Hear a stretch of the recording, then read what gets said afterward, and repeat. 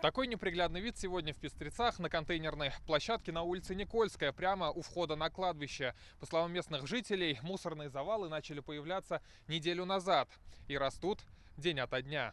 Лампочки, спиленные ветки и другие отходы. Чего здесь только нет. Все, что полегче, разлетается по округе. Разлетается мусор так, что по территории даже на участке даже залетает мусор. И собаки все таскают. 5 минут езды и еще один удручающий пейзаж. Улица Гаврилова. Здесь контейнеры пустые. Мусор вывезли за несколько часов до нашего приезда, рассказали местные жители. Но прилегающая территория сплошь в отходах. Улица Гаврилова, дом 1Г. Уже третий день не убирается. Такой площадка была еще утром. Терпению приходит конец, говорят пестричинцы. И негодование из домовых чатов выливается в социальные сети. К вечеру сейчас она будет тоже заполнена, а с утра опять это будет тоже такая же гора. То есть быстро, она заполняется очень быстро. Говорится, охота кричать: помогите нам, уберите этот мусор, чтобы в конце концов в наших родных Пестрецах стало чисто. Окна мои выходят на мусорку, и я каждый день наблюдаю, как у меня здесь превращается под окнами красота в свалку.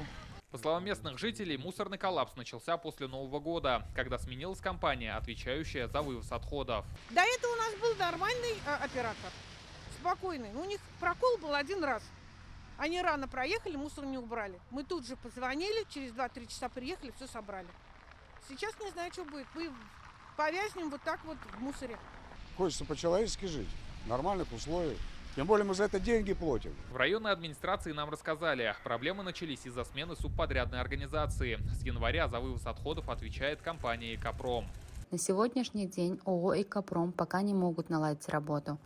Мы так же, как и жители нашего района, обеспокоены этой ситуацией и, в свою очередь, еженедельно ведем переговоры и проводим совещания с региональным оператором и субподрядной организацией.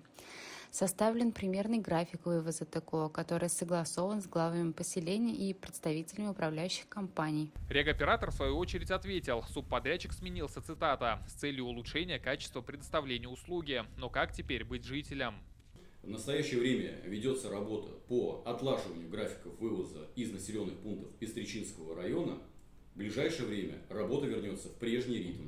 Когда логистика вывоза ТКО вернется в прежний ритм? Точных сроков не назвал ни регоператор, ни исполком. По всей видимости, жителям придется набраться терпения. Вместе с тем набираются и отходы в контейнерах. Можете убирать мусор, сделайте контейнер. Напомним, в Татарстане работа УК ПЖКХ попадает под критику регулярно. Жители возмущались горами мусора, который не вывозился в новогодние праздники. Особенно остро это коснулось столицы. Больше 200 жалоб на работу регоператора в открытой Казани. Претензии к его работе высказывали мэр города Ильсур Медшин и председатель Госкомитета по тарифам Александр Груничев. В конце прошлого года антимонопольная служба оштрафовала УК ПЖКХ за договор на вывоз мусора, заключенный без торгов. Пестрецы – очередная история мусорного коллапса. Рамиль Галиуллин, Алмаз Зейдинов, ТНВ, Пестричинский район.